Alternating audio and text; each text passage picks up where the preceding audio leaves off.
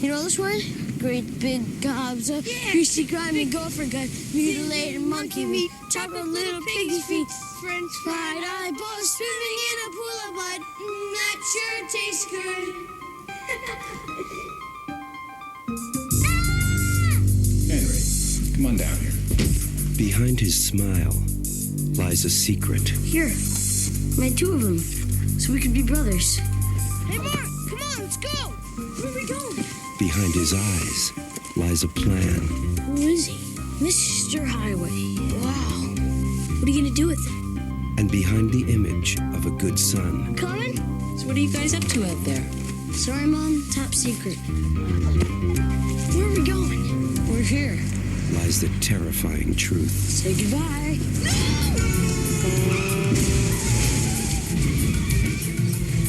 You know you did. You could have killed people. I feel sorry for you. You just don't know how to have fun. What? You're a doctor. You know things. Well, some things. What if there was this boy? And he did these terrible things because he liked doing them. Such a sweet little thing. It'd be too bad if something were to happen to her. Would you say he was evil? I don't believe in evil. You should. When innocence is just a mask. Do you really think I'd hurt her? You wouldn't. Poor Mark. So violent. When trust becomes a weapon, then anyone can become the next victim. Henry.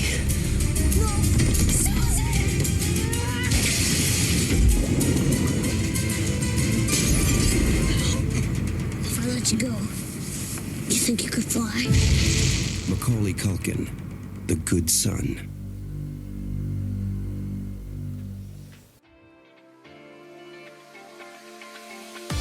Welcome to Dorking Out. My name is Sonia Mansfield, and this is a sweet little podcast. It'd be a shame if something bad happened to it. Joining me is my podcasting sister from another mister and the co-host of Dorking Out, Margot D. Hello, friend. Buzz, I'm out to kill my family. You better come stop me. But wait, there's more. Joining us is our podcasting brother from another mother, Adam Riske from F This Movie. Hello, friend. I promise you something amazing, something you'll never forget. I have a feeling that's true. We are dorking out about 1993's The Good Son. It is written by, I'm going to pronounce it wrong, Ian McEwan. Sure. Let's say yes. He wrote the novel Atonement. I did not know this. Yes, from the writer. This is so weird. And the director of Sleeping with the Enemy. And I'm like, which we covered. I can't believe we waited this long to do The Good Son. That stars. Was I on the show for Sleeping with the Enemy? I don't think remember. so. I remember seeing it like 4 or 5 years ago or something, and it like really working for me. It's great. I read that book too. We did an episode on it. It's a great movie. It's so watchable, and I saw a tweet recently where it was like best 4-movie run by a director, and this isn't my answer, but I looked at like director Joseph Rubin's 4-movie run of Sleeping with the Enemy, The Good Son, Money Train, and Return to Paradise. And I'm like, that's pretty solid right there. Yeah. Yeah. He also did The Stepfather, which people really love. I love The Stepfather. Yeah. True Believer. I was like, that's pretty watchable. I'm like, there's some good stuff in here. Yeah. You could do a marathon and call it the Reuben Sandwich. Let's do it. If you haven't seen The Good Son, we're going to spoil it. So you might want to go see it. It's good. You need to watch it. It stars Elijah Wood, Macaulay Culkin, Wendy Crewson. I said that right. David Morse. And we got a couple of Culkins in there. Did either of you see this in the theater? I can't remember. I saw it in the Dollar Theater. So, Adam, you were probably a kid when this came out, yeah? Like I was 11. I wanted to see this really badly.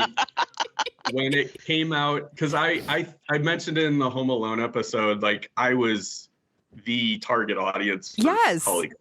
at the time. So like from a home, like really from, I didn't see Uncle Buck before Home Alone, but really from like Home Alone onward, as John C. McGinley in Office Space would have said, I cherished his entire catalog. And I wanted to see it really bad, but like my parents didn't want to take me to see the movie. I think A, because of the subject matter, and like B, because they just didn't want to see the movie. But then over winter break, it came out in the fall, but over winter break, which is the perfect time to watch this movie because it takes place during winter break. Mm-hmm. I saw it was at the Dollar Theater when we were seeing something else. And I was like, can I go see that next time we go? And like later in that break, my dad relented and took us. And I remember on the drive home, it was like 30 minutes of questions of, if you had that choice, what would you have done? And I wonder how many kids did that to their parents. And then he's just like, well, who's the choice between? Right. And I was like, I don't know, me and cousin like Jay. And he's just like, are you evil? And I said, yeah. And he goes, well, I guess I'd drop you. I don't know. You're like, let me out here. Like, get out of the car. Yeah, he's like, can we listen to more Springsteen or something? But it was very memorable. I also like Wendy Crewson very much. She does the great troubled mother thing really well. Yeah, she's good. She's really good in this. It's kind of crazy because she looks so like cute in this movie and looks so terrible in her wardrobing in the Santa Claus that came out a year later. Yeah, that horrible haircut and those pantsuits were not great. Yeah. Yeah. I think her and Elijah Wood are actually really good in this movie. But I think Elijah Wood is so adorable. I want to put him in my pocket. I'm just saying that. Yeah. I want to carry him in a baby Bjorn, like a little Elijah Wood. He's so with cute. Those big blue eyes. He's like a perfect little hobbit. He is. He really is. Yes. I like that he invests so hard in this movie. Like, it's the only thing it's a performance only a 12-year-old or whatever age he was would give, because he invests so hard in the like silliest material. And the only thing I don't really like, and this isn't his fault, but it's sort of more the screenwriting or the editing, is there's a lot of times in the first act of this movie where he's like, I'm having the time of my life, but it's like right after Culkin threatens to drop him from a treehouse. He's very forgiving. Yeah.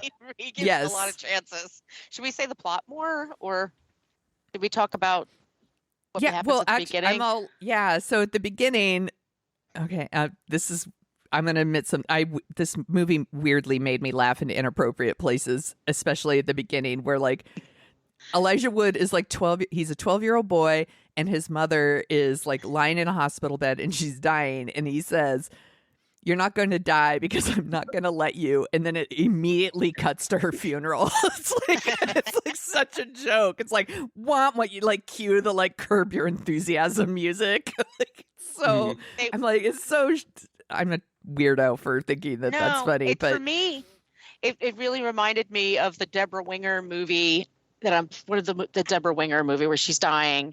Terms of Endearment. Spoiler. Yeah. Terms of Endearment, spoiler. But you earn like an hour and a half of her. Yeah. So by the time she's on that bed, you're completely devastated, right? Here, it's kind of hard because, I mean, I see those beautiful blue eyes of Elijah Wood, like going, this sucks. This is not great. But I feel really bad for him. David Morse is the father. A little checked out. Yeah. I get it. I really like David Morse. As an actor, like when he shows up, I know he's going to be good, but this is a nothing part. And he's there to like service the plot. Yes. Yeah. So he goes away on business after the mother dies, and his brother's like, look, you can do this deal and then you're set, which I get that. But why does he just bring his son with him? I guess he just doesn't want to leave him in like a like a hotel in Japan by himself while he's at work after he's grieving. But he said like, he's like, I want to like have him around other kids.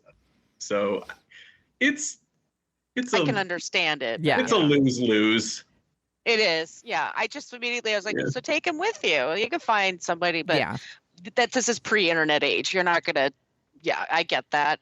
But I was like, he doesn't call very much for someone who's like, leaving his kid for 2 weeks. It doesn't feel like he's not very aggressively, we'll get to the point. Yeah, okay, I mean, let's just get to the point. Yeah. The parents make a lot of questionable choices in this movie. Like, the dad splits for like a work trip for like 3 weeks or however long, like literally right after the mother passes away.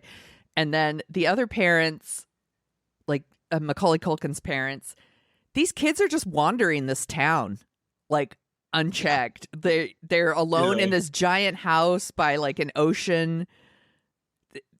It shows how different parenting is, maybe, because that was how I was raised. My son is now this age, and I'm like, I would never like just let my kid like wander the town. But at the same time, I live in San Francisco, so maybe it's a little different than Manchester by the sea.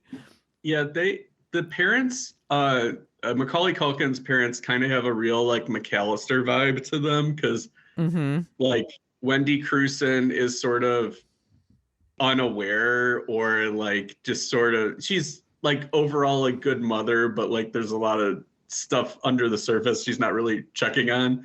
And like John Hurd, or this guy or the dad is just like completely checked out, like just doesn't know what's going on. Yes. So only one of them went to the funeral? I mean, I don't remember. She's like, because she's like, I haven't seen you in 10 years. I'm like, really? That's your sister-in-law who had cancer? I mean, I don't know if there was I wondered if there was like a problem between them. And so that's why, because I don't know. I would go to a funeral if it was my sister-in-law. I would absolutely. It just seemed a little weird. Like he didn't know who these people were. Yeah. And this family, the family that Elijah Wood has come to stay with, they also had like a baby that died. Like drowned in the tub, and I was like, y'all didn't come out for that funeral? That's like, you gotta let a lot slide in the good son. Let's just say they're really good healers. I get why he's the bad seed. They're good. They're quick healers. They are quick healers. Yeah, it's like they insinuate at the end of the movie that like Elijah Wood sees Wendy Crewson and that family again, because he's like, I know I'll never ask her about that day. And my internal logic is, if that situation happened between those two parts of a family, probably they would become estranged. I think so. Like, even though it wasn't some bad memories, someone's fault, like even though like the faulty party is no longer in play, how can you not? It's the giant elephant that will never get out of the room. Yes. And she's already dealing with one. Well, let's go through the plot. Yes. They drive cross country, and I like that nod to The Shining, where the son is like, are you done destroying the universe? That thing where they're driving through Arizona. Yes. And the kid not lifting his head, and that would drive me nuts too. But they go to Maine. This beautiful house. I mean, that's like my dream. It's a gorgeous house. I love it all. And then Macaulay Culkin is adorable. Everybody drink. He's just little baby Macaulay Culkin. Well, he's 12 or 13. And they become friends, and then it quickly finds out he's the bad seed. Like, he is a kid with a lot of, and I've done some rotten things when I was a kid. We were sort of feral and let loose, things like Cove, but it's over the top how bad he is, and you wonder what it is. And Elijah Wood has those big expressive eyes that just like, it just, everything that he's feeling, you could feel it too.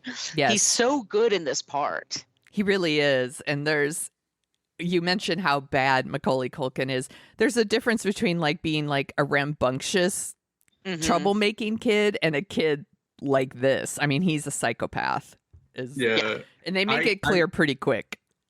I might be overstating it. Like, this is maybe too highbrow of a point for this movie, which I think is pretty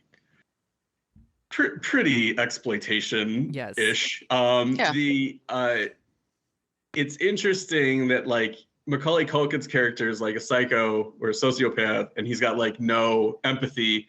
And it's like, who do we pair him against? And it's like the kid with all of the empathy. Yes. Right. So that's interesting to me. Also, before I forget, I want to mention, like, why didn't David Morse just bring Elijah Wood to Japan? Right. What if they just went there and then Elijah Wood sat in meetings and then like David Morse and like he helped out a little and David Morse landed the deal. And the last sentence is the Japanese businessman being like, he really is a good son. You wouldn't even have to change Put him in a little suit. You know, the video Forever Your Girl by Paul Abdul. It's like the international business version of Little Big League. I totally would get that. And they do they see the sights and they pitch the business to one another and get it down perfect. And that's a whole other movie, I guess. I mean, that wasn't here. So he just goes to Japan for a couple of weeks and then he's hanging out with Macaulay Culkin, and Culkin is really, I mean, holy crap balls. I mean, this is a horror movie, really, more than a thriller. I mean, it's the bad seed ratcheted up. And these kinds of movies are definitely an acquired taste where you have like murderous bad kids. Like they're not for everybody. You know, a lot of people, that's a huge no-no. And I will say, like, I mean, tip of the hat to Macaulay Culkin, or I guess his parents. I don't know if Macaulay Culkin wanted to do this part, but there's something pretty ballsy about like, let's take the kid from Home Alone and put him in a movie like this. Like, again, it was probably his dad, and there was all kinds of backstage shit about his dad. But like, the fact that like 11-year-old Adam was like, I need to see The Good Son is kind of bananas. Like, it's like music to that, like Fox did the movie, and it's like music to their ears because it's like, every 10-year-old wanted to see the killer Macaulay Culkin movie. Yes. And the thing that's interesting about it that I got, like, one is, you know, Macaulay Culkin, like, he did a lot of movies that on paper make sense for him to do after the success of Home Alone, like Pagemaster, Richie Rich, Getting Even with Dad, stuff like that. But between like My Girl and The Good Son, he's like, and this might sound corny because I'm talking about like child actor extraordinaire Macaulay Culkin, he's like a real artist, like for trying to have this diversity of roles that young. Yes. And I really commend him for just like taking chances when he didn't need to. That's exactly right. I think so. And I heard with I was reading like with Kit Culkin, who is supposed to be like a horrible stage parent, and like I know they're estranged and everything now. He made it. He wanted Culkin in the movie to show that he's what we call it, like a capacity for a darker role, is what it said. And he held the studio hostage and said, if you don't let him be, like, The Good Son was a project of theirs, but it wasn't a Macaulay Culkin project. Correct. And he said, like, if you don't put Macaulay Culkin in The Good Son, I'm keeping him out of Home Alone 2. And then such a power Fox play. was just, and it was like a power play, but like Fox was just like, put him in The Good Son, because like otherwise we have this non-commercial movie and now every 10-year-old in the country will want to see it. Yeah. And it made got some money. Ton of press. It got a ton of press. Mostly though, it was Kit Culkin, and he must have burned a lot of bridges with this film, because you don't hear a lot of Kit Culkin productions nowadays, but he was using his son as leverage, but he also had his other kids in there, and they turned out they're talented as well.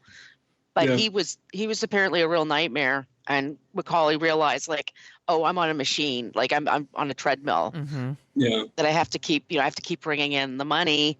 So that's why he didn't do movies for a long time. But I get it why he wanted to just back out of the world for a while, because he was so famous, so young, so famous. Yeah. And it's nice to see that he's sort of like well adjusted at this point. Like, he's out of the spotlight. He's married with a kid. He's happy doing his like weird internet offshoots and things like that. So Good for him. Yeah, I it's love- nice to see that. I loved on Twitter on his 40th birthday. He just sent out a tweet like, "Sorry, you guys," You're all old. Yeah. Yeah. which I thought was hilarious. Yeah. So let's keep going through the plot because we need to talk about the treehouse or whatever the fuck that thing is where they're climbing up the ladder. And The first day? like the right? first day, right? They're climbing up the ladder and Elijah Wood, like, it breaks and Macaulay Culkin grabs him. And there's this like, if I let you go, do you think you could fly? And then, and this goes back to what Adam's saying that like Elijah Wood's character's in these super traumatic, fucked up situations. And then 5 seconds later, he's like, yay, everything's great. Doesn't tell Like, a soul. Yeah. Doesn't tell the other adults, like, you know what, Mark, what happened today? Like I Maybe we literally put like a trampoline at the bottom of the thing. Yeah. So if somebody falls. like I literally almost died. Time for a tickle fight. Mhm. So there's a ton of that in this movie. Can I have my Yeah. lunch now? Thanks. Gotta go. He's gonna abuse me. And again. they There's some birds we got to attack or whatever. yeah, and they make it clear that Henry, that's the Macaulay Culkin character, is a bad influence. He breaks windows, he smokes. Seen Macaulay Culkin smoke, talking Yeah. about death, talking about his little baby brother who drowned. Like, seriously, what a fucking nightmare. As a parent Yeah. watching this movie, it obviously hits different than it did when I watched it. I was 22, I think, when it came out. Back then, it didn't hit the way it hits now. Yeah, definitely. Like it feels, I mean, as Margot said, I mean, this isn't like a new genre. It was tons of The Bad Seed, Village of the Damned, stuff like that. But I think I mentioned to you over text in the past week, it's like this one feels like especially irresponsible just because of who's cast in it. Like Yes. if this was Jesse Bradford, who was originally supposed to be in it, but then he either got too old or dropped out or something like that, like you wouldn't bat an eye. It's just like, oh, it's this indie evil kid movie. But like having Macaulay Culkin in there and like in the first 20 minutes, like asking Elijah Wood, like, did you see your mother after she died? Was she cold? Did you touch her? You need to be answer these things. Yes. And like smoking a cigarette. And it's not just that. And he's just like, don't you care? He's like, you're going to die anyway. Just smoke. It's like, it's interesting to me because like all this happens over a winter break. So is this like his planned evil coming out party? Was he like this all the time, but just nobody was around to see it? Is this like have been building and this is, like the big moment? Like, did he plan it to all happen when Mark was here? Like, I'm just got so many questions. Does he have any friends? I mean, obviously not, because you don't need any of the other kids, but I wonder, like, does he just give off a psycho vibe and the other parents and kids are like, don't go near Hank. He's a bit of a weirdo. Yeah. I mean, we have just keep an eye on him. I think Wendy and her husband, Wendy Crewston and her husband, or whoever that guy is, he's in a million things. I'm sorry, I'm forgetting his name. But I think they're still getting over the death of their child, their baby. And then his sister-in-law. I mean, that's a lot. And I think that big house, he must be working nonstop to pay for that shit. Yeah, this is real clam chowder cinema. Chowder. Chowder. Chowder. I love clam chowder. I also think it's kind of more icky than a usual evil kid movie too, because the powers that be, whether it's the director, the studio, or Kit Culkin, like okayed scenes of this doesn't happen on screen, but it's like Macaulay Culkin's character kills his real life brother. Yes. And tries to murder his real life sister in a movie. And it's like, you can't hold a child responsible for decision making like that. And you can only hold the people who were in charge responsible. Yes. And it just seems in such poor taste. And yet this movie's very entertaining and I can't just dismiss it. Like I can't just like rail against it. Like I have fun watching it and it's weird that like just this alchemy allows for that. I think part of it is that like I super love the bad sea. That's why I refer to it. But there's a sense of humor about it. And also the cast have been performing it on Broadway for a couple of years. By the time they made the movie, people kind of knew what it was about. It was based on a book and it was already out. So they kind of knew the beats. Where this sort of comes at you out of nowhere. There's no sense of humor in this movie. There's no any kind of levity at any point. Nobody ever cracks a joke or anything. It's just very serious. Like the second it starts, from the mother dying to him showing up at Manchester by the Sea and the Macaulay. Then there's the whole thing where he threw the dummy off the bridge and caused that car accident. Yeah. And nobody gets out of the car after the accident. I'm like, there's like nobody was hurt. I'm like, really? Because it was awful fucking silent when all those cars stopped. Usually, there's little things like that. But yeah, well, and like I said, they wander the town, like doing whatever they want. Apparently, he has his own shed where he's building weapons, and he has a fucking gun that like shoots bolts. And there's that like many disturbing scenes in this movie, but there's a scene where like he's going to shoot at a cat, which is very upsetting, and he misses the cat, and I think Elijah Wood's character says like, wow, that's, really, good shot or something because he missed, right? And then he says, the sight's not right yet. Because he obviously tried to kill the cat. It's like such a fucked up thing. And then he's like evil Peter Parker, where he's like, yes. I'm going to make this creepy serial killer mask. And I made one for Elijah Wood too. Now we're brothers. And like... Yeah, she's my mother now, which is a real leap. It comes out of nowhere. And then like, he's making, instead of web shooters, he's making like homemade guns. It's so, and of course, because like we all hear these stories about kids that are, people who are sociopaths, like they do start with animals. So they have the thing where he misses the cat, but he hits the dog, and thankfully we don't see it. But like we hear it, which is just as bad in my opinion. But it's so fucked up. Yeah. That stuff.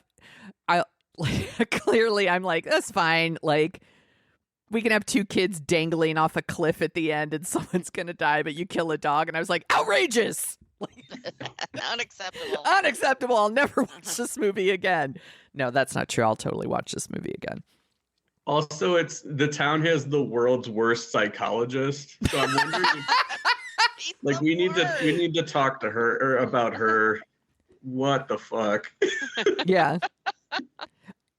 Between this and the other movie, Manchester by the Sea, I texted you and I was like, this is the second most fucked up movie about kids in Manchester by the Sea.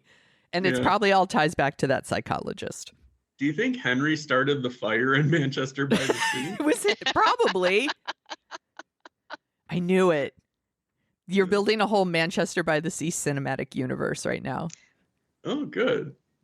I also like when, because there's a lot of scenes where Macaulay Culkin and Elijah Wood are like having fun, just being, young boys. And then there's all these scenes where they're like, where the stakes are risen and like Elijah Wood has to stop Macaulay Culkin, but it's like they don't know how to do it. So the only thing that they have them do is like kind of shampoo each other's hair and like growl at each other. You know what I'm talking about?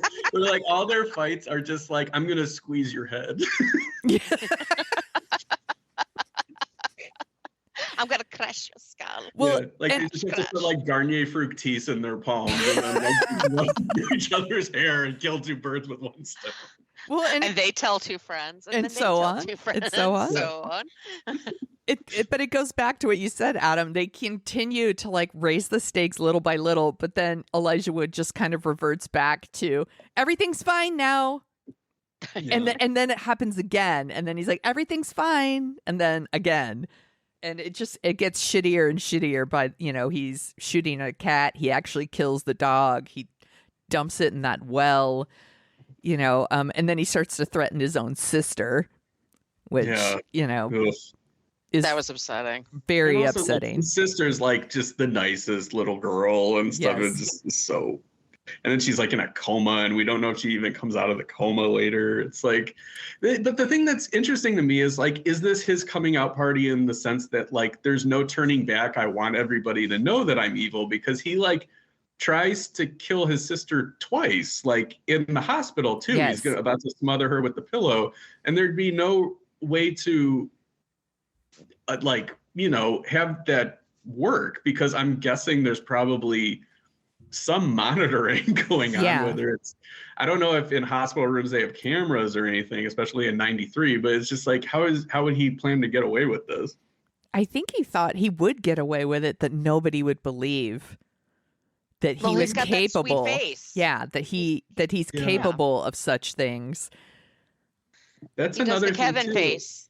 Yeah, and that's another thing too, is like, it makes it creepier that he's mop top cute kid Macaulay Culkin, and it's not like, they could have so easily like dyed his hair black and like Yes. given him like eyeshadow or something, and like made him kind of like gritty kid. Yeah, a kid who looks Or- evil.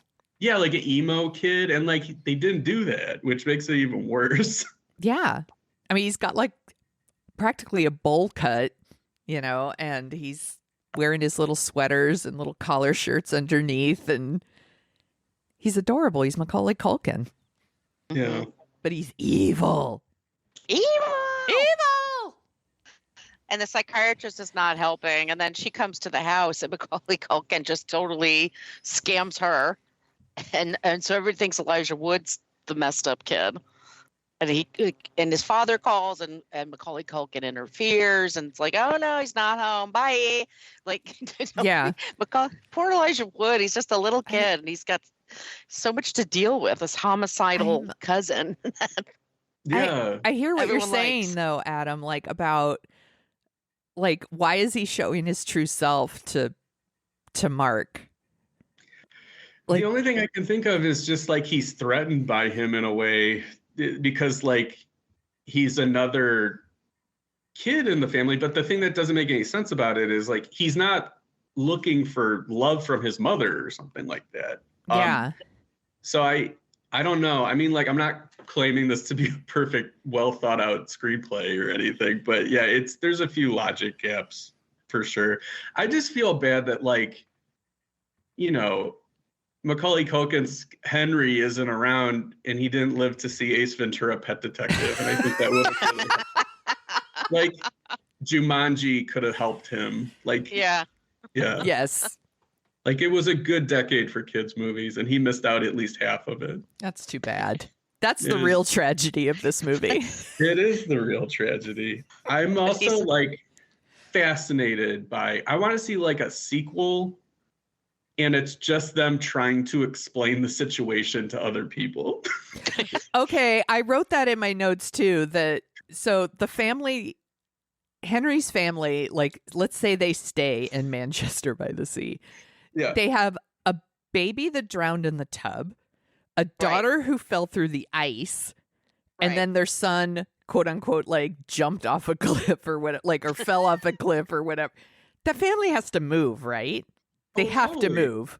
Like they can't, they like, you know, winter break ends, kids back in school, teacher, where's Henry? Oh, he's evil. We dropped him off of a cliff.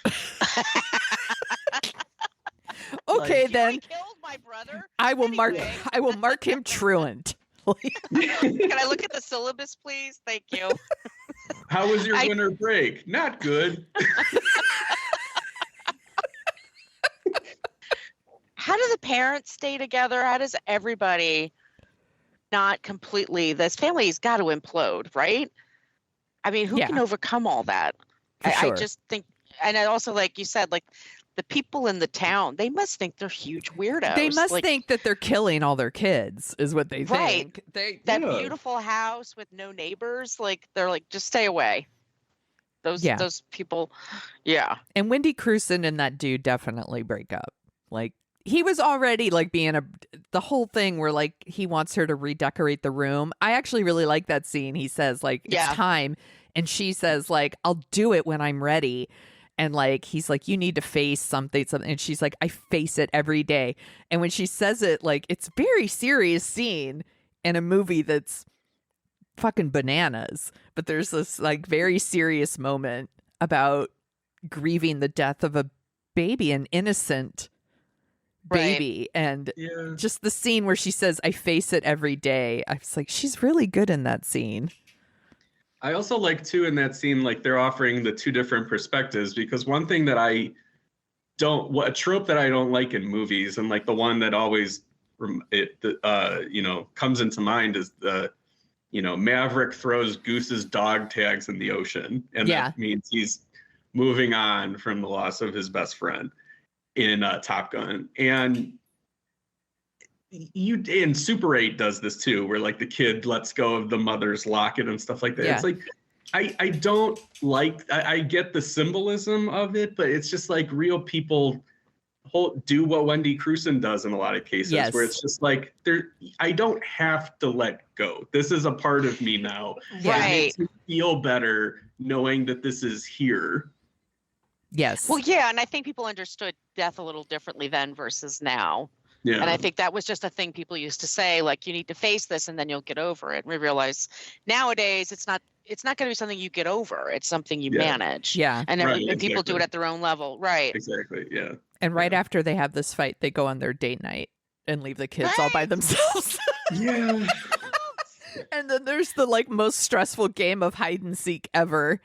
But nobody would babysit them. I mean, honest to God. That's true. What babysitter is like, babysitter's sure. gonna go in there? Yeah, for what, $5 an hour? Like a psycho, his prey, It's and fucking the not worth terrified sister. No, I don't care how much booze or pot they have hiding in there. I'll go to the Wilsons down the street. Thanks.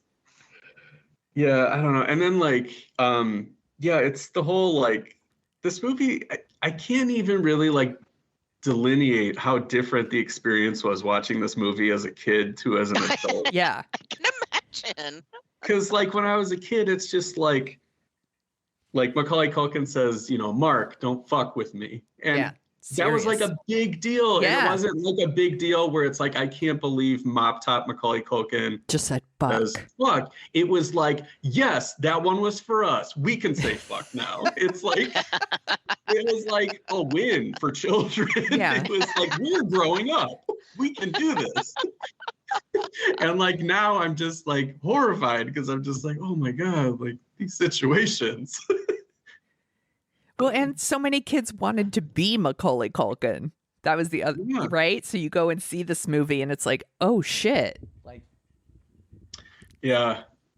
I don't know. Psycho. Yeah. Macaulay Culkin nominated for an MTV Movie Award for Best Villain. Yes. I wrote down the other nominees in case you want to know. Well, yeah, I'll let you go for it. I want us to keep talking about the movie, but here's the other people who were nominated. John Malkovich for In the Line of Fire. Really good. Wesley Snipes for Demolition Man. The T-Rex from Jurassic Park. Who helps him at the end, great. so that nullifies that nomination. Yeah. And then the winner was Alicia Silverstone for The Crush. Did you ever do a show on The Crush? No. No, it's on the list. I rewatched it like within the I think I watched it for like F This Movie Junesploitation a few years ago, and I liked it in an embarrassing amount. All right. We could do The Crush next. I'll write it down. It was so fun. She's great. Yeah. Oh God. Yeah. Alicia I like her a lot. Terrific. All right, I wrote it down. Our next movie is picked. Yeah. And this is how Adam gets out of doing Body of Evidence with Madonna and Willem Dafoe. That movie I just don't like. And then Jade, I felt like I would be too horny on. So I just didn't because I did a Species episode on this movie, and it was like unchecked horniness, and I was just like, I thought that episode was great. it was fun, but to record, but I was just like, I don't know, just the animal side came out of me, but whatever. The Good Son also had a novelization when it came out, and I wrote a book report on it in 7th grade. And Of course you did. Did you get an A? I got I think like a B plus or something. Part of the assignment I remember was you had to write your own ending.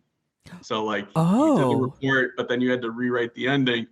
And I wrote 2 endings, and I couldn't Love. decide which one to turn in. One was a less violent ending, which was just he gets institutionalized, which is an ending that I am stunned they weren't, scared into doing, because that's one that's very logical. Yes. Nobody would be upset by it. Yes. Yeah. And it would, kind of take the edge off a little bit. And He so I shows wrote up and that. there's a Jack Nicholson and there's a large Native American. Also, you could make sequels like Henry Gets Out years later, and like Yeah. Oh my God, it's like Halloween basically. He gets out every winter break. You could you could do a same title showdown and call it Henry Portrait of a Serial Killer. Oh my God, is that a sequel to it? Could have been a sequel. So, and then the other ending was, instead of the cliff situation, I had them, and it's Write What You Know. I in the house I grew up in the kitchen, there was a screen door that goes out to the backyard from the kitchen. And in my ending, they're doing the head squeeze moment. They're doing a head squeeze fight. And then Henry and Mark go through the glass door leading to the outside and land on the concrete pavement. And then Henry has a head injury and dies. Damn. I was going to say it was like a kind of anticlimactic. But I remember the book report came back. I don't remember the grade. I think it was like a B+. But it just said a little violent, isn't it? You'll shoot your eye out, kid. Yeah, and I'm like, I gotta write what sounded true to me. And The Good Son is a dark thriller. You have to just grow up, teacher. Yeah. Yeah. That ending is really good, though. I mean, it's terrible, but it's good at the same time. Like, I'm totally invested in that moment where Wendy Crewson has to hold both of their hands dangling over the cliff and decide which one she's going to save. I remember seeing What a this decision. I saw this in the theater, and I remember thinking, this movie's not going to go there. I really didn't think the movie was going to go there when I saw it. I was like, they're not going to kill Macaulay Culkin. And he did his own stunt. Like, he dropped like 30 feet. Like, they didn't have it in a studio. They had it outside, and he did and he said he wanted a BB gun. That's all he wanted in order to do the stunt. Oh my gosh. Yeah. So it's very realistic. It's terrifying. Yeah, I mean, like, it's really well made in terms of, filmmaking and everything. And when I was a kid, I was like, wow, I can't believe that happened. What a crazy ending. But I had seen like many less movies than I have now. And when I watch it now, like, just everything about it upsets me, because it's like the way that it's shot, where it's like you see him falling for part of it. You hear him screaming, and it's like the Home Alone scream. Yeah. You see his body on a rock and then get washed away. Yes. I mean, like, it's really upsetting. And like, obviously the situation where it's like, oh, there's no good, resolution to any of it. But one thing I think now, and this is just, I don't know, but like, the ending is upsetting, but if you're going to go upsetting with an ending, especially if it's a horror movie, I feel like you got to go even further. If she drops Mark instead of Henry, I think this becomes a horror classic like The Mist. Yeah. I think it's just like the Wicker Man ending, where you're just like, oh my God, I can't believe they went even further. And I just think that if you're going to go with like sordid material like this, you got to go like way past people's comfort zone. And I think like this goes over it, but I think you could go even further. When you say go further, I thought you were going to say, and then his body washes out and a shark eats it or something like that. I didn't know. That would be pretty cool. I just picture like he swept away, and then the fire department is at the bottom of the cliff holding out one of those big things, for people to jump on. Like, hey, we just got here. Like a trampoline? Yeah. Saved him. Yeah. Hey, where'd he go? It's raining. Cats and dogs and kids. Just Local boy dropped from cliff. She's gonna need a ton of therapy, right? No, she's done. There's no coming back from that. He's Amy Irving and Carrie. It's over. It's over for her.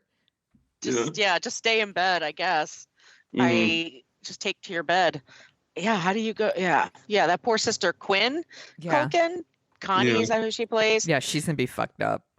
Yeah, she gets out of that coma. She and her, she's gonna kick her down the balls first thing. Like, Right. brought me into this shitty world.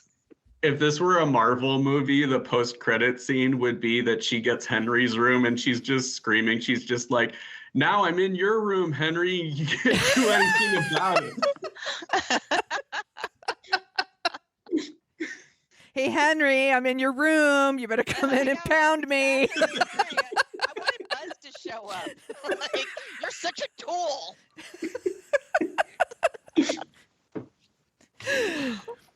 That would have been great. Oh my gosh. gosh. Yeah. The post scene where they do like bloopers and they just like have different people from Home Alone just wander onto the set. Oh my God, a blooper reel for the good son. She drops him and she's like, keep the change, you filthy animal. Or she drops him and then she looks down and he's just standing on the rock and he's like, nice try, bitch.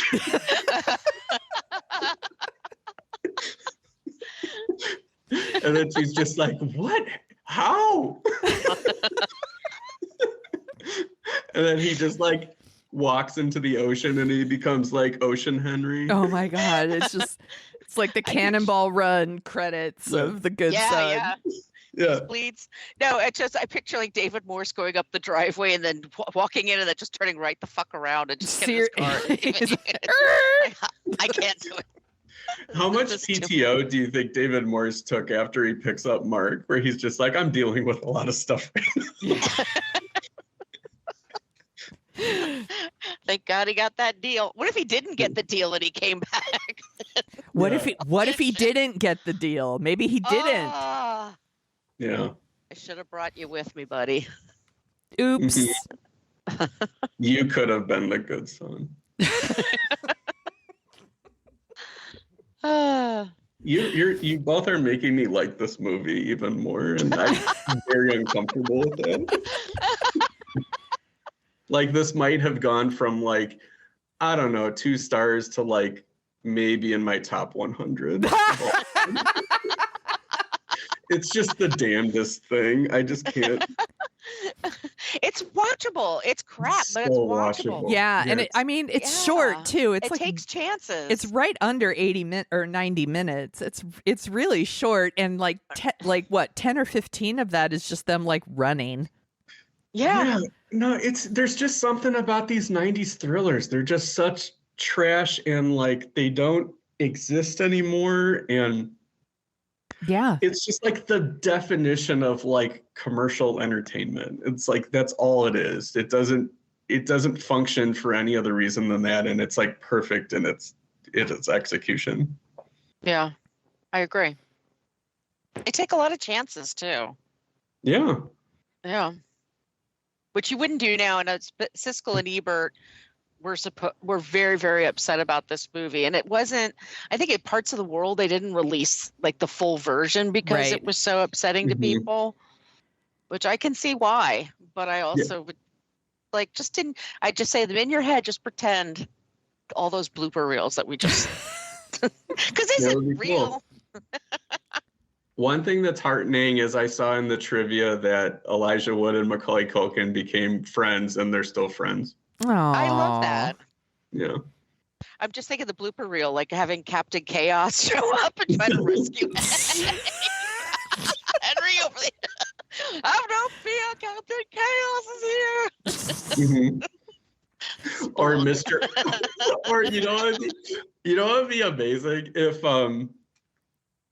whatchamacallit. So Wendy Crewson is like, holding the two of them over the cliff. She drops Henry, but then like 50 feet down, Mr. Highway catches him, and it's like, I've got a lot to teach you about. and they either become like partners in crime or like Mr. Highway finishes the deed. He like drags him away like the ghosts with Tony Goldwyn and Ghost. That's another thing they should have added. The kid should have fallen, hit the rock, and then the ghost from Ghost. Yes. Yes. I'm thinking of like also because it's Maine, they need like some Stephen King, Castle Rock people showing up. You know, Pennywise. That's it. I'm rewatching Dancing a Ghost jig. later. Yeah, it's great. We did an episode on it a couple of years ago. It really holds up. I think Ghost holds good. up. Yeah, I haven't seen it in the longest time, but I really liked it when I was younger. I love the idea of Stephen King characters showing up. Yeah, that would be great. They could bury him in a pet cemetery. They could do that. Sometimes dead is better. Yeah. And Dolores Claiborne with the what am I thinking of? The well. There's a whole thing about that. He falls through. I just watched that like a couple months ago. He falls through like a hole that she dug out in the ground, like a pit. Yeah, she kind of just shows up. That movie's good. So fucking good. Kathy Bates is incredible in it too, and Jennifer Jason Leigh.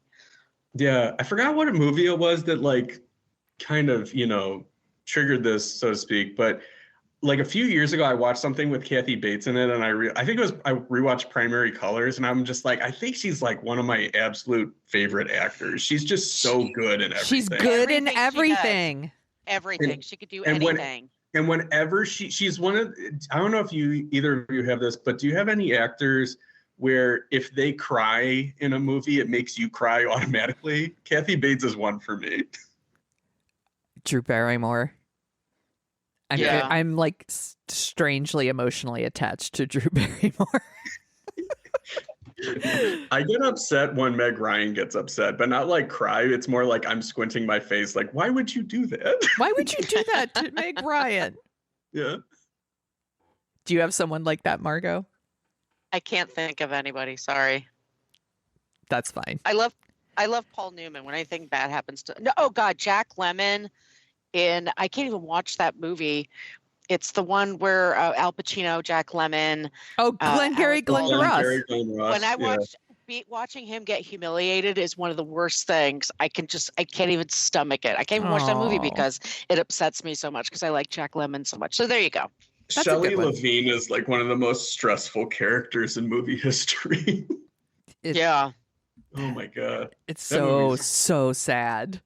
That movie is great, but I feel like I can't watch it right now because of Kevin Spacey and Alec Baldwin. Yeah. It's a little. Yeah.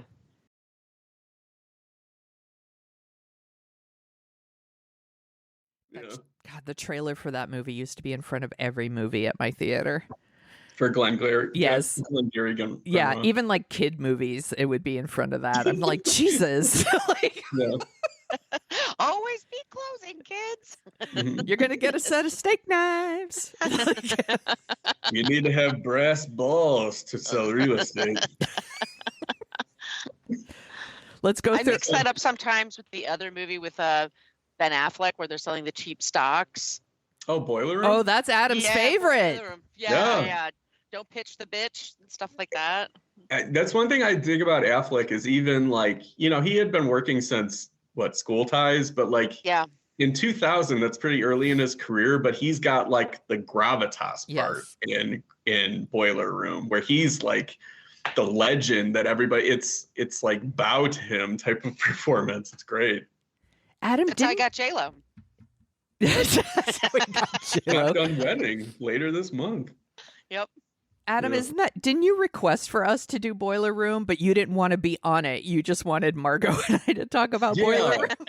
Yeah, one reason is just because I like listening to the two of you. Like, I can't enjoy listening to me on the show because I get too self-conscious, but like, I enjoy listening to you two, so I would rather, because it's a movie I really enjoy, I would rather hear just the two of you talk about it. And then also, like, I had talked about it a couple times on F This Movie, so I feel like it would be like reheating leftovers for me, or I would like be trying to not repeat what I said on the other show, and I don't know if I would have enough new stuff that I haven't said. Gotcha. Yeah. We will talk That about was a Boiler Room. compliment. Thank you. Yeah. I wrote Boiler Room down. We could do it for your birthday. Special birthday episode just for Adam. Yes. Sweet. What did we gave him a cameo a couple of years ago? Natasha Henstridge. Yeah. Remember that? Yeah. Species. It was magical. It was the best cameo I've ever gotten. It also made zero sense because, like, she at one point made it sound like, you know, you're on F this movie. Like, I hope, and then she goes, I hope you don't watch any of the movies I've been in. And it's like, ha ha ha, like I've been in bad movies. But then she also kind of made it sound like she wanted me to put her in one of my movies. And I'm like, do you understand? Like, I'm like, I would, but I'm not. Yeah, directing. I was like, Adam, please, you got a shot.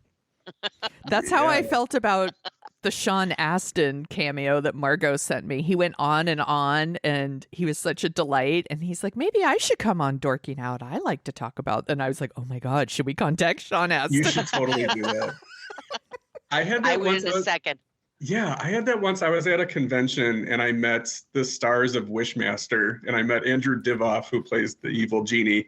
And I was telling him like how much I loved the movie and like how it's become sort of like a touchstone at this movie. Yeah.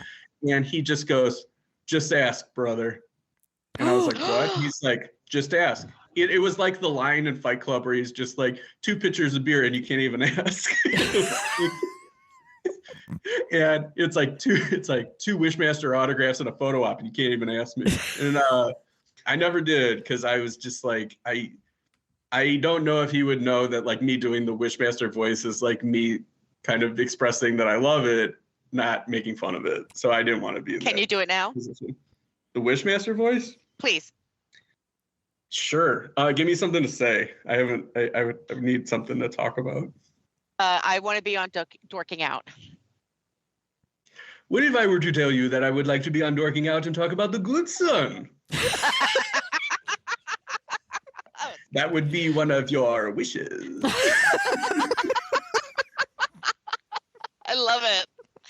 I love it. Thank you.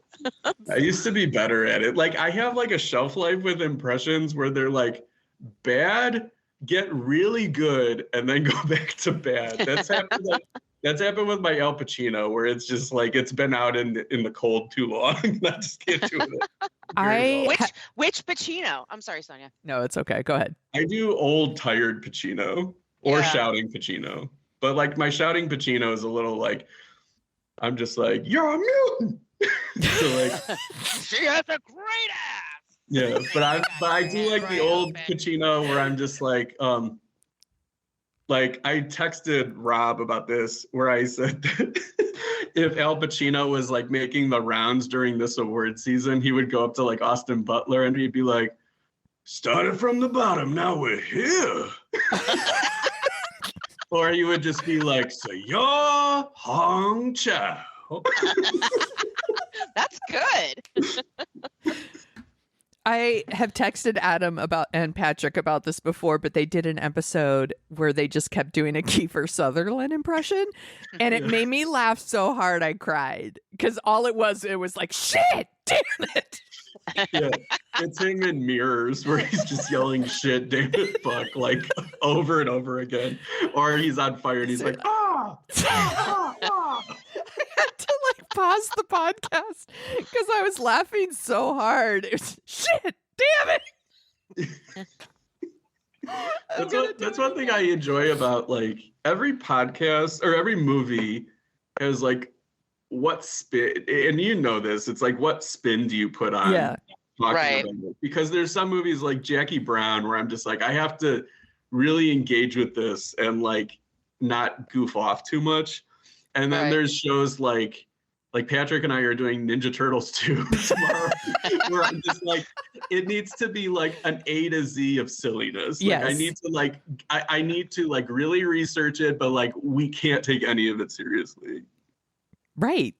Yeah. Yes. Yeah, the next book versus movie, we're doing Casablanca, and I'm totally sweating because it's Yeah. what's the hot take?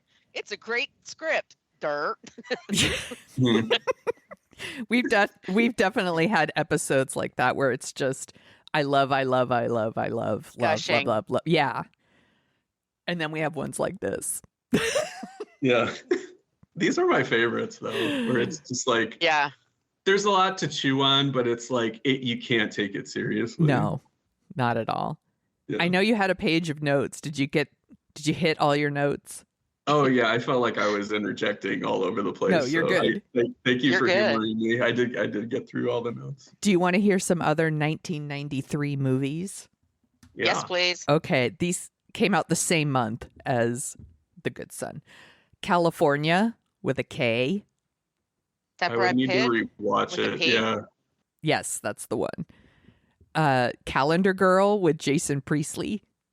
Never saw it. Never saw it. I might have seen it, but quickly forgot it. The Joy Luck Club. Great movie. It's a good movie. I That's- haven't seen it. in a That long makes me time. cry. Yeah, Yeah. that's a My mom tearjerker. used to watch that a lot, and I remember like watching it because she would watch it, and it was I liked it a lot for when I was in junior high. Yeah. The Real McCoy. Never saw it. Never saw it. Nope. True Romance.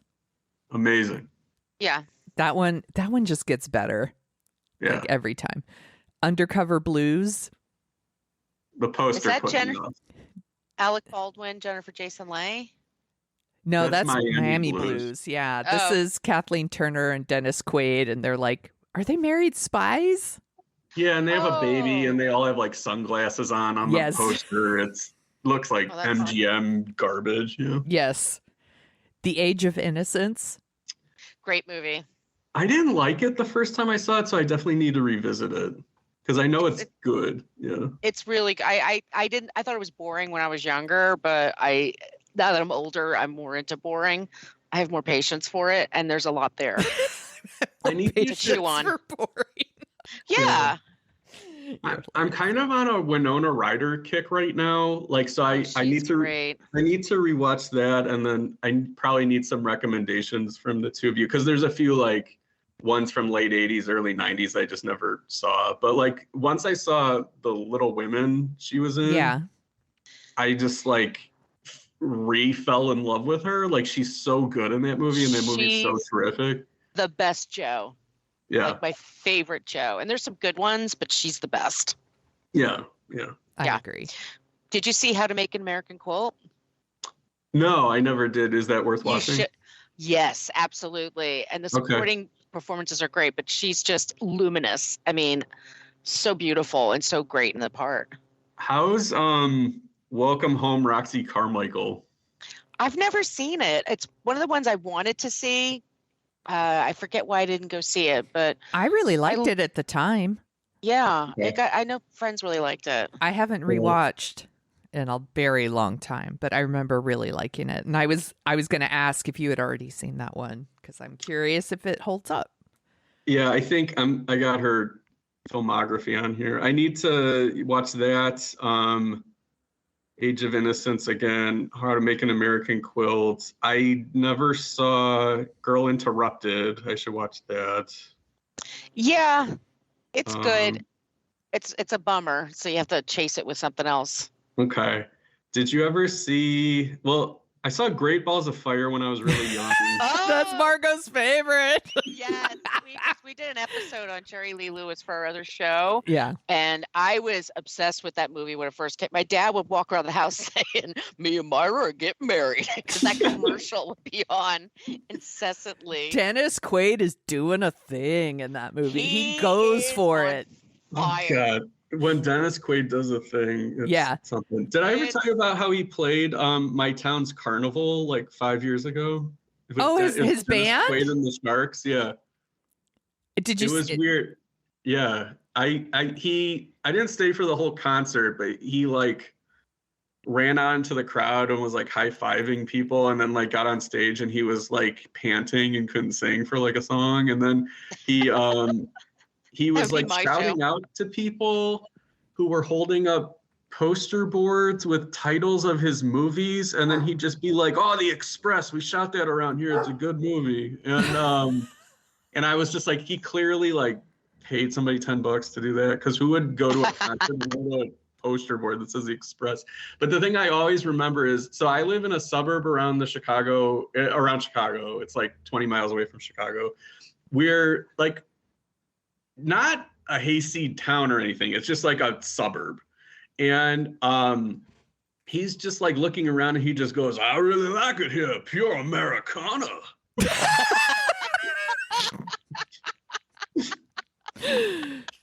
Dude is doing a thing.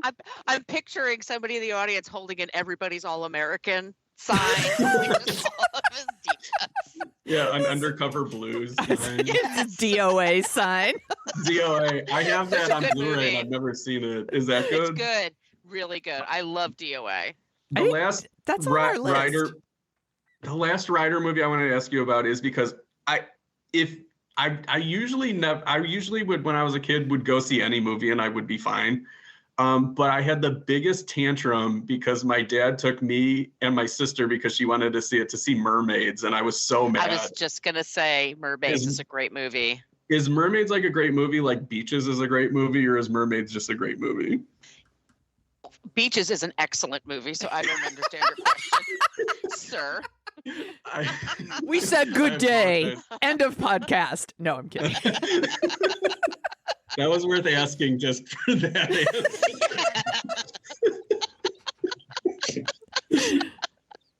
answer. Did you get through all the movies, Sonia? I have like two more. Okay, Striking Distance. It's a bad Bruce Willis. That's a bad Bruce Willis. Yeah. And then Dazed and Confused. Amazing. Movie, one of my favorites. Yes, which we did an episode on, and that was one of those gushing ones where it was just like, I love. I have the top 10 songs, but actually I took a screenshot, and I want to start with 14. Ooh. And Weekending. This is the U.S. pop hits, September 25th, 1993. So number 14, Aerosmith, Crying. You couldn't get video. away. Song. Couldn't get away from it. Jazzy Jeff and the Fresh Prince, Boom, Shake the Boom, Boom, Shake the Room. I don't remember that song. I do. Hard. Yeah, they were like, boom, shake, shake, shake the room. Tick, tick, tick, tick, Tick, tick, boom. Okay. It's not helping, but okay. Tupac, I Get Around. I was obsessed with Tupac. Yeah, come on. It's probably one of his like top 5, I would say. Yeah. It's a great party song. Yeah. Tony Braxton, Another Sad Love Song. I loved Tony Braxton, but not that I think song. she's beautiful. Yeah. Mhm. Number 10, Baby I'm Yours. Shay or Shy? Shy. Oh, Shy. Yeah. It's not one of the, if I fall in love, or if I ever fall in love, is the best Shy song. Yeah. That's a really good one. Number 9, Jodeci, Lately. Oh, great. It's amazing. Yeah. 8, Soul Asylum, Runaway Train. I still like this song. I know. What can I tell you? Michael Jackson, Will You Be There? Oh, It's a really good song. It's from Free Willy. yeah, one of Adam's favorites. Yeah. Number 6, this fucking song. Billy Joel, The River of Dreams. This is where he was like going. Is this when he was going through his like kind of 50s My vibe? sister and I. Isn't Yeah. that every year? Yeah. I have one thing to say about Will You Be There, because I was looking up those MTV Movie Awards from this year for the Best Villain thing. Jason James Richter and The Whale were nominated for Best Kiss, and I thought that was a little mean. Because he just kisses the whale on the nose. That's it. Yeah. Number 5, Janet Jackson, If. I Oh my God, love it's that good. song. Such a good song. Poetic justice, baby. UB40, I Can't Help Falling in Love. Number 4. Good. Yeah. SWV, Right Here, Human Nature. Oh my God. I love that song. SWV. Yeah. One of the Number best 2 girl groups of the 90s. Absolutely. Number 2, Tag Team, Whoop, There It Is. Played at every wedding that I went to. Yeah. Did you know that so this same year Addams Family Values came out, and did you know that they had a version of Whoop There It Is called Whoop the Addams Family There It Is? This does not surprise No. me. That was the I want to single. hear it. Yeah, that was the single. Like Hammer had the first movie, Yes. and then Tag Team had the second one. I love those commercials with the couple in the kitchen and they're dancing to Whoop There It Is, and then their daughter looks at them and walks out like, oh my God, these losers. It cracks me up. Yeah. And number 1, I love this song. Mariah Carey, Dream Lover. Yeah. It's the best. That's a good She's a fucking nightmare from what I understand. one. This does not surprise me. I met someone over the Christmas holidays that worked on her special, the one she just did, and but her music's jamming. It is. It's she knows how to write a hit. Yeah. I love that song. I always got upset when they had the music video for Fantasy and she's on the roller coaster by herself. And I'm just like, that's bullshit. She would never go to a carnival alone. Never. No, I could go to a carnival alone. She can't. I did because I saw Dennis Quaid in the Sharks. Dennis Quaid and the Sharks should tour with the Bacon Brothers. That'd be pretty sweet. Somebody holds up a sign, the right stuff. Yeah. They kept going through all the Dennis Quaid. Breaking Away, that would be me. The Breaking Away person. Oh That's my my God. favorite What movie. if Dennis Quaid, Kevin Bacon, and Kevin Costner all went on tour together? That'd be great. I would go to that. Keanu Reeves. I never saw Dark. I'm kicking Dog myself Star. because I could have seen Kevin Costner in concert like a year and a half ago, or like a year ago, but I didn't go. And then He told us. Yeah, I just chickened out because I didn't want to. I couldn't find anybody to go with, and I didn't want to go by myself. And then the Bacon Brothers played at the theater across the street from me. There's like a small little like theater for like plays and concerts and stuff like that. And I'm pissed because the theater's so small. It seats like maybe like 100 people. And I know I probably could have met him and gotten like a photo with him afterwards. Next time. I would have to sit through the Bacon Brothers, but that's a small price to pay. I saw Keanu Reeves' band when they played an Alice Music Festival here in San Francisco. And I'm kicking myself for not buying a shirt when I should have bought a shirt. Yeah. Does he still play music? I don't know. Yeah. I wish don't he know would. if Dog Star's still around. Good question. Let's Google it. To the Google. To the Google machine. Google Dog it. Star Just still a little alive. bit.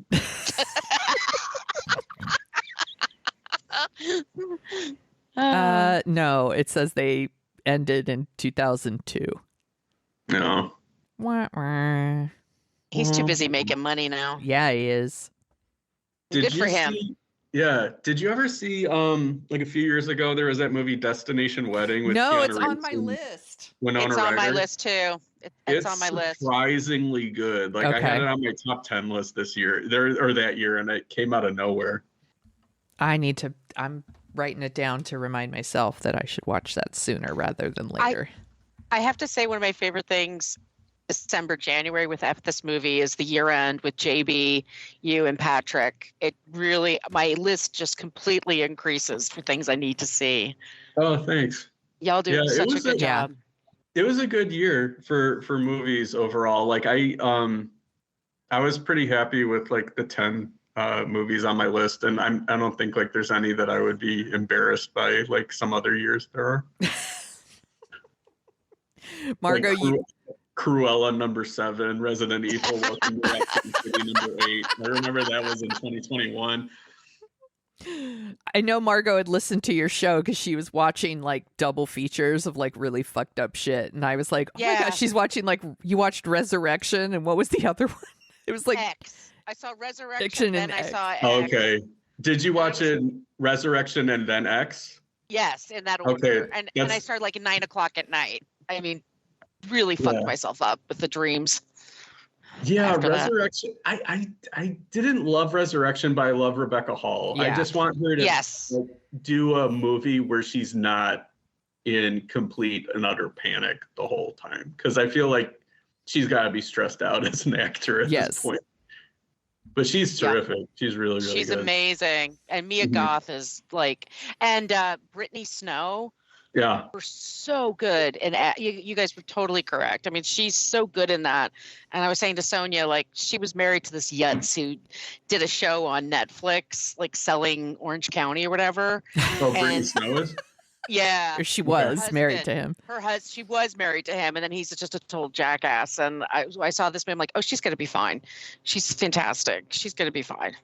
Yeah, there's some actors where it's like you kind of take them for granted, and then they do one movie and you're just like, this is what they are, and they just didn't know what to do with him or her for a long time. Like when I saw like Brittany Snow in X was one, although I thought she was good in other stuff, but like she's never been as good. Yes. Right. She wasn't X. Agreed. And another one was like when I saw Neighbors and I saw Zac Efron in that, I'm like, he's in on the joke. Like I'm like, he needs to be doing this type of stuff. Like he's really funny. Instead of Ted Bundy. Yeah. Oh God. Yeah. And then there was another one, but I can't remember. But yeah, that's always like really. Oh, Gerard Butler in Den of Thieves. I was just like, he gets it. Okay, I didn't know if he got it, but he definitely gets it. Did you see The Pale Blue Eye? No, that's the Oh, Christian Marco, Bale. I watched I'm that. Total Evangelist. Did you like it? I did. It's real good. And the guy that plays Edgar Allan Poe, I'm sorry, I'm blanking on his Henry Waller. I'm gonna look it up for you. He was Dudley in those Harry Potter movies. I said to Sonia, this is like a time where I watched it and I felt like the way I felt when I first saw Tombstone and how I felt about Val Kilmer. Oh wow. Like I really Harry felt this way. Melling is his name. Harry Melling, just people have played Edgar Allan Poe before, and he's like one of my interests, because I'm a goth chick. But this guy completely gets it. Like So better than John Cusack in The Raven. I love John Cusack, but goddamn, his work is so spotty. Okay. After '89, I kind of like The Raven, although I know it's not great. But did you ever see? There's a Masters of. Do you remember the show Masters of Horror that was on Showtime? Yeah. Did you see the Black Cat episode? It's like a Poe. No. Episode. You would love it. Okay. It's like my favorite Poe like dramatization I've ever seen. And Jeffrey Combs plays Edgar Allan Poe, and it's amazing. And Stuart Gordon directed it, who did like Reanimator and From Beyond. I'm definitely going to check that out. I think really good. I think you'll like this. It's a murder mystery. There's a twist. It's beautiful locations. The Gillian, God damn it, Scully. Gillian Anderson. Thank you. Sorry, I keep wanting to say something else. But she's in. There's just a really amazing group of actors, and the sense of time and place is so well done. It's beautiful. It's a little slow sometimes, but I think like this is one of Christian Bale's best. I was just gonna say, actually, he wasn't doing like full like over the top Christian Bale. It felt. Right. It felt dialed in a little bit more. I was like, he's really good in it. Everybody was really good in it. And then you get people like Robert Duvall shows up and Timothy Spall. And I was like, what? Yeah. It's good.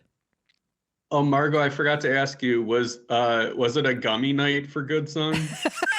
No. I decided to go rosé instead. So I just had my rosé, but no, I have to go out and get some more. I have edibles it's popcorn. It's like caramel corn, and you throw a few of them in there with a big thing of popcorn, like real popcorn. I like the stuff like you put on the stove and it pops up, Jiffy Popper. Oh my God, nice! It's really good. Did you two hear about that movie Skinamarink, that horror movie that came out? Yeah, I've seen stuff about it, and I was like, I don't think this one's for me, so I'm gonna sit that one out. Did you see it? I haven't heard it. I went to see it last weekend. So Margot, basically, it's like this experimental like art movie where it's all about like. It's grainy photography and complete darkness. And you're basically just sitting around for like 100 minutes. And there's like 3 or 4 scary moments, but like you never know when it's coming. And then like when you think it's coming, it doesn't come. And then like it'll be just like long stretches of like mostly darkness. And then just something like terrifying will happen. So it's a very uncomfortable movie. But then and it's good. And then when I went home, I was nervous that it was going to be, I've only had it twice where like I can't sleep because I was so scared by something. So I watched, the first time I watched Texas Chainsaw Massacre. And then the first time I saw the Blair Witch Project. Yeah, the Blair Witch did that to me too. Sleep. So this one, I was just like, because I'm older and because cannabis is legal now, I was just like, fuck you, Skinamarink. I'm going to have cannabis sleep tonight. So nothing can get me. And then I did that and I was knocked out and it was like great. And I didn't think about Skinamarink at all. Nice. And I just thought about Jodeci and stuff like that. And then As and one smooth, does. and smooth jams. Yeah. And then by the way, I love listening to like hip hop and R&B when I'm stoned. It's like the bass just like is coming from my heart. I just love it. Anyways, so the next few nights I had to sleep with the hallway light on because Wow. It's was that worried. scary? It's just so uncomfortable. It's like being in a haunted house where you just don't know when it's going to be scary. So it's like the anticipation of it is, and like the stuff that you see is, unsettling, but it's not like, it's not so scary. It's just like the not knowing when it's coming is the worst part of it. So it's with edibles or without edibles? Should I do it? I don't even know what it would be like with edibles. Cause like, yeah, I don't know. That's a good question. I think you would be a lot more relaxed. You probably would zone out really easily. You know me too well. I've never been scared on an edible. Like what's it like being high and scared? Is that like are you more scared or less scared? I think less. Okay. Yeah, I don't know. I don't know. I remember watching the Polar Express on edibles and it feeling like it was 40 hours long. That was movie feels that way either way. That would yes. terrify me. Actually, that Yeah. one would scare me. Yeah. Yeah, I was watching some clips and somebody took Casablanca and they colorized it and then like put super high def. And I was like, this is like watching the Polar Express, but it's with Humphrey Bogart and Ingrid Burke. That freaked me out. Yeah. We need to do an all edibles edition of Dorking Out with Adam. That would be fun. I watched Avatar: The Way of Water. It was the morning, so I took an edible late in the evening on a Friday, and then Saturday morning I went to the first show to see Avatar: The Way of Water. So I was still like coming out of it, but I wasn't like super stoned. And it was too much, and I had to leave. Really? Okay. Yeah, like I thought it was gonna be amazing, but all it was just like I wasn't engaged with the movie at all, and like I was uncomfortable with the 3D, and I'd seen it already. This was my second time seeing it, and I really loved the movie, but like I just could not. It just felt like a waste of time. So like I couldn't engage with it. I've noticed the best movies for me to watch that way are comedies. Yeah. Because any bad comedy seems like a Turner Classic Movies worthy entry. Right. Like I did a show with Patrick once where I watched Employee of the Month with Dane Cook, and I'm like, this is just a great screenplay. I'm like, these characters have I said multi-dimensions. I'm like, these characters are multi-dimensions. I'm like, you can say whatever you want about Good Luck Chuck, but don't you fucking come at Fucking Dane Cook. I saw him in concert at the United Center when I was in my 20s. I'm not proud of it. And his girlfriend wasn't even born yet. There it is. That's the alley-oop, and you just dunk that shit. She fucking dunked it like she was listening to Queen of the Night. Yeah, there you go. We had a listener, Adam, that said that they listened to that episode and laughed so hard. It's like you made a memory in their head of like Thank that you. song. Yes. I did either of you see the Whitney Houston biopic? Mm-mm. I was invited to a screening, and at the last minute I was like, I'm just no. I didn't see it, but I kind of am tempted to go this afternoon because it's almost out of theaters. But because of it, I was listening to the Bodyguard soundtrack a lot for like over the holidays and stuff. And I think that I'm an I Have Nothing guy now. Oh, well, that's a really good song.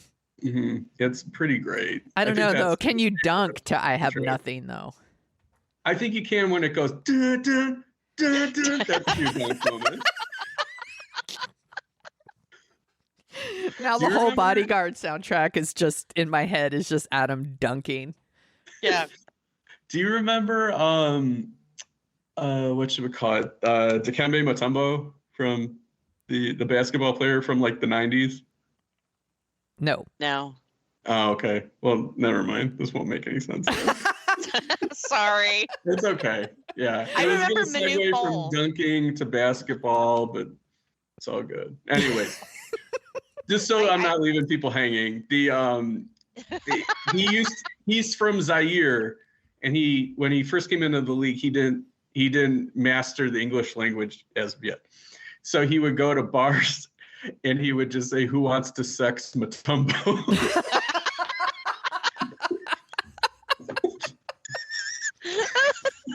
And he has like a really like deep, like Louis Armstrong type voice, and he would just say like with an accent, like, "Who wants to sex Mutombo?" And it's like one of my favorite things ever. It probably worked though, right? It I'm worked. sure it Oh, worked. sure. Cuts out Yeah, the middleman, just goes right to the point. Yeah, no, he was a really good player, so I'm sure he made a lot of money. Yeah. I'm gonna start doing that. Who wants to sex Sonia? When I go to bars. I'm looking for a flesh partner. It's better than online dating, for sure. What's the worst line that you've got pickup wise, or like in a relationship related to that? I've got one in mind that's like it turned me off the person, and I couldn't date them anymore. I was with we were stoned. I was with a group of friends, and my friend and I were painting our toenails, and this guy comes over and just says, "You know, I always find that super erotic when women do things like that." What the fuck? I was like 18 or 19. I'm like, what the fuck? I'm out. And he says, "I'm not hitting on you, or I'm not coming on to you or anything." Like, oh, okay. That's exactly what you say to someone. I find it very erotic. I was on a date at the Cheesecake Factory. This was when I was in my 20s, and we got back to my car, and me and this girl were making out to Silverchair's Greatest Hits, as you do. As you do. Of course. And so we had dinner at like 7, and then at midnight it was the Thursday before the Friday opening of Rob Zombie's Halloween. And I was kind of like, well, I'll definitely be done with the date by then, and then I'll just go see Halloween. But the date was going better than I had planned. So I was just like, it's like 9:30. I'm just like, do I have time to like go home with her and stuff like that and hook up and then like leave and then go see Halloween? And then we got to the point where I was just like, do you want to go back to my place? And she just goes, "I only save fluid transfer for committed relationships." And Oh my God. when I heard fluid transfer, I was like, I'll have no problem making Halloween. That's so icky. Such an icky. And then I said, I don't think I'm at the point where I want to have a committed relationship, so we probably shouldn't do that. Yeah. And then we just didn't go out again. Yeah. That's so Holy icky. shit. Yeah, I went through a run in my 20s where like anytime I went to the Cheesecake Factory, like it worked. So Interesting. and I never like went there until it stopped working. I just stopped going to the Cheesecake Factory. So I'm curious if this would like the magic of the pumpernickel bread would still be. There's something about that encyclopedia menu that they have that gets women turned on, I guess. So many choices. Isn't that like when they have the fainting couch? Aren't they fanning themselves with the Cheesecake Factory? That must be it. I'm thinking of a guy I met a man for drinks that I met online. This is like before I got married. And he just wanted to hook up. And I was like, ew, like that's not what I want. Because everything I said, he would say, I think trains are really erotic. I think this is really sexy. I think like, and then it was just like, you should come to my house and I'll make you dinner. And like every time, so I was like, ew, like just the whole like getting drinks. I was like, ew. And I was like, I have to work tomorrow. Bye. Like, I couldn't get away from him soon enough. I was like, gross. So gross. I might have missed something. Where did the train thing factor in? Just like, I think I said something about like, oh, I take Bart to work or, something. And he's like, I think trains are really erotic. And I was like, Yeah, don't watch Risky Business with him. Good Lord. No. He'll get ideas. But it didn't matter because then it was like, and then sometimes I drive. I think cars are really sexy. Doesn't matter. Like whatever I said, it was going to be like, he just wanted to bring it back to fucking like every single time. And I'm like, ew. No, rando stranger that I just met. This is gross. But maybe it worked on other people, just not me. That's fine. I'll stick with my who wants to sex Sonia. I'll report back. Okay. I'm excited to hear who wants to be my flesh partner? Oh my gosh. We're totally off the topic. This might be my favorite episode I've ever done. I think it might be mine too. I mean, Pacific Heights is pretty good, but that was a classic too. I would almost be tempted to like. I don't have the list of all of your episodes. I'm sure you do. I'm curious of the ones I've been on. What would be like my personal favorites that we've recorded? I think definitely Pacific Heights and this would be in there. Yeah, and The Bodyguard. And The Bodyguard. Yeah. Yeah. Now we're in the back padding. This was so much fun. Thank you for inviting me. This was so fun. Adam, this was so great. Can you tell people where they can find you on the internet? Yeah, I write and do podcasts and a YouTube series at fthismovie.com. That's the letter F, thismovie.com. We also have a YouTube channel, so you can subscribe there and find my weekly show that I do with my friend Rob DiCristino called Reserve Seating. And I'm on Twitter at Riske Adam. Reserve Seating is so good, y'all. Mm-hmm. Check it out. And Sonia and Margot are going to be guests a few times this year. The first one is going to be in March, so be on the lookout for that. It's going to be super fun. Yeah. Margot, where can people find you? You can find me on the internet, not in real life, but on the internet. I'm giving you these. Please don't try to find me in real life. It's Twitter and Instagram. I'm at Brooklyn Fitchick. My site is brooklynfitchick.com. All my information's there. And I am at Margot Donahue on TikTok. You could find me in bars saying, who wants to sex Sonia? But you can also find me at thesoniashow.com and The Sonia Show on Twitter and Instagram and the TikTok. And Dorking Out is at dorkingoutshow.com, Dorking Out Show on Twitter. And sometimes I even check out our Facebook, but not always. This was super fun. I'm so glad we talked about The Good Son. It's a good movie. Is it? No.